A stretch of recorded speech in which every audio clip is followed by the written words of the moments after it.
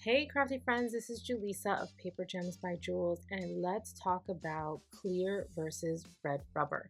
Unity has been known for its amazing high quality red rubber stamps, and they are now opening up to clear stamps. Angela goes into a lot of detail about why, but I just want to show you the comparison so that way you know what you're buying. And I have to say I'm pretty impressed.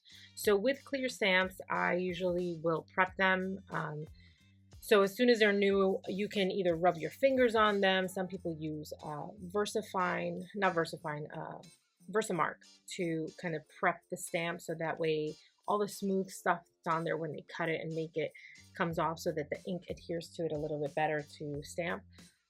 So that's what I did here. And as you can see, this is just one stamp, just one layer of ink on it, and it's pretty darn clear.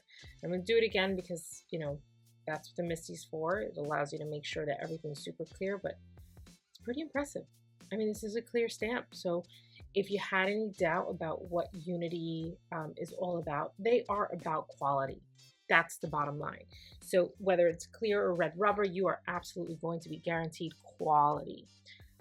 So I just want to mark this here so that when you see the red rubber, you know which one's which. So let's remove this. We'll put it back in the packaging. Trying to be neat today, but I can tell you right now, everything around my desk is an absolute disaster because I've been crafting. And I just got these stamps, so I was super excited and I wanted to do this demo. So now let's get into the red rubber. All right, so I love this. Don't you love this? And so this is the one thing I'm going to say that I do miss about the red rubber, if I got the clear, not the red rubber, is that I like to keep those white, like the backing as a mask.